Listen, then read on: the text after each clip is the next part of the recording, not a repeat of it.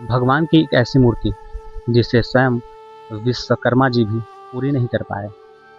पूरी कहानी सुनिए। मालवा के एक राजा हुए इंद्रदुम्न। इंद्रदुम्न को सपने में भगवान विष्णु दिखे। उन्होंने कहा कि मैं उड़ीसा के जंगल में नील माधव के रूप में एक पेड़ के नीचे विराजमान हूँ। राजा ने खोज शुरू करवाया और अपने एक पुरोहित विद्यापति को खोज के लिए भेजा और महीनों की यात्रा के बाद आदिवासी सरदार सरब विश्ववसु से उनकी मुलाकात हुई। वो जो उस दिव्य मूर्ति की गुप्त रूप से पूजा करते थे। जब विद्यापति ने विश्ववसु से पूछा कि उस दिव्य मूर्ति तक जाने का मार्ग मुझे बता सकते हैं, तो विश्ववसु ने साफ मना कर दिया। पर विद्यापति यहीं नहीं रुके। उन्होंने चालाकी से उनकी पुत्री ललिता से विवाह कर लिया और ललिता से विवाह करने के बाद उन्होंने अपनी इच्छा जाहिर की कि मुझे उस दिव्य मूर्ति के दर्शन कराइए। विश्ववसु जी अब मान गए, पर उनकी एक शर्त थी, तुम्हें अपनी आंखों पर पट्टी बांधनी होगी। और कुछ दिन बीता और वो सरसों के बीज निकले और उस निकले हुए बीज का पीछा करते हुए विद्यापति जी अकेले उस दिव्य मूर्ति तक पहुंच गए और उन्होंने ये खबर राजा इंद्रदुम्न को पहुंचाया। पर जैसे ही राजा इंद्रदुम्न वहां पहुंचे, वो दिव्य मूर्ति रहस्यमयी ढंग से अदृश्य हो गई। पर राजा यही हार नहीं माने। उन्होंने तपस्या की, यज्ञ किया और उस यज्ञ के फलस्वरूप आकाशवाणी हुई। आकाशवाणी में कहा कि समुद्र के तल पर एक दिव्य लट्ठा बहकर आएगा, दारू लकड़ी, उससे मेरी मूर्ति बनाना। और कुछ समय बीता और सच में समुद्र किनारे एक लट्ठा बहकर आया। पर उस लट्ठे का वजन इतना था कि उसके हजारों सैनिक और हजारों हाथी मिलकर भी उस लट्ठे को उठा नहीं पाए। और उसी समय एक दिव्य बढ़ई वहां प्रकट हुए। उस दिव्य बढ़ई से इंद्रदुम्न ने निवेदन किया कि आप मेरे लिए इस दिव्य लकड़ी की मूर्ति बना दीजिए। जो बढ़ई जो वहाँ प्रकट हुआ था वह स्वयं विश्वकर्मा जी थे। और वो कहने लगे कि मैं बनाऊंगा, पर मेरी शर्त है कि यहाँ भीतर कोई नहीं आएगा, दरवाजे को कोई खोलेगा नहीं, कोई झांकेगा नहीं। राजा मान गए और दरवाज़ा बंद हो गया। कुछ दिन बीते, भीतर से ठक ठक की आवाज़ आने लगी। ऐसा करते करते 5 दिन, 10 दिन और पूरे 21 दिन बीत गए और भीतर सन्नाटा छा गया। भीतर से कोई आवाज़ नहीं आ रही और रानी गुंडीचा को लगा कि उस वृद्ध बढ़ाई की अंदर मृत्यु न हो गई हो। और उन्होंने राजा से जीत की और उस द्वार को खुलवा दिया। और जैसे ही देखा तो वो बढ़ई वहाँ नहीं था। 3 मूर्तियाँ रखी थी, एक भगवान जगन्नाथ की, उनके बड़े भाई बलभद्र की और उनकी बहन माता सुभद्रा की।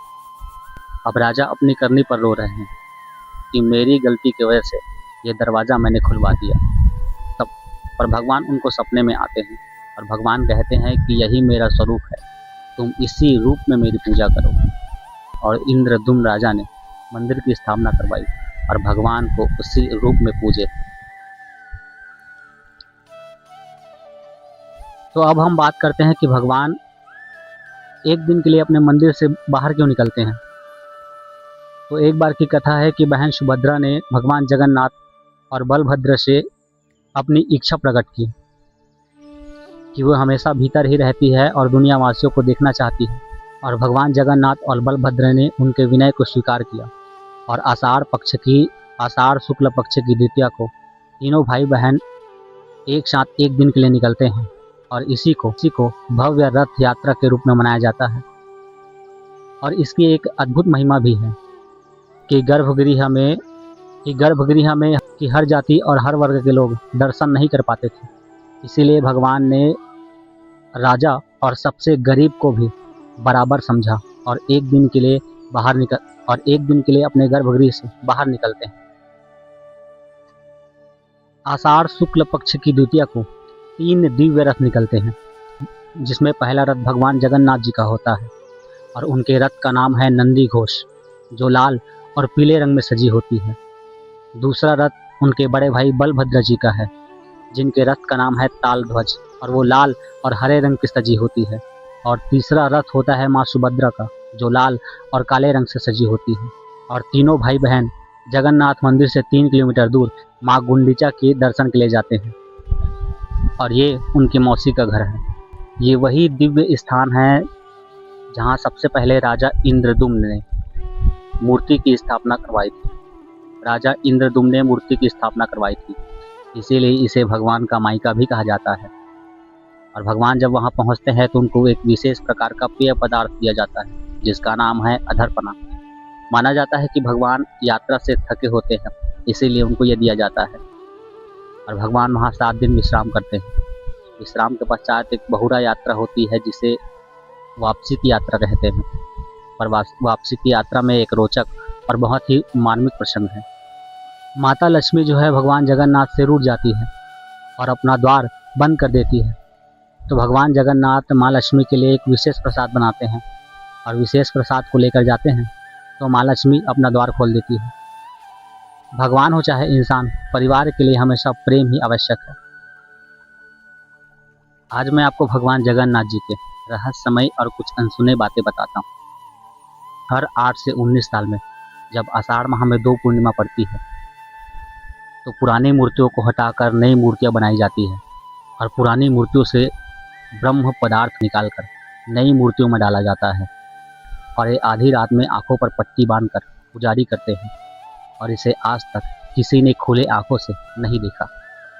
मंदिर में प्रसाद बनता है, जो मिट्टी के बर्तनों पर आग में पकाई जाती है। पर चमत्कारिक ये है कि वो प्रसाद आज तक कभी किसी भक्त के लिए कम नहीं पड़ा।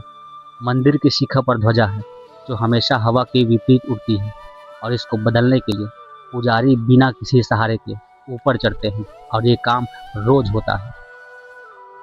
और मंदिर के ऊपर जो गुंबज बना है, उसके ऊपर ना ही कोई पक्षी उड़ती है और ना ही कोई हवाई जहाज। और इसके गुंबज, जो मंदिर के ऊपर गुंबज है, उसकी परछाई दिन में कभी ज़मीन पर नहीं पड़ती। तो ऐसी ही जानकारी और कहानी सुनने के लिए मुझे फॉलो करें।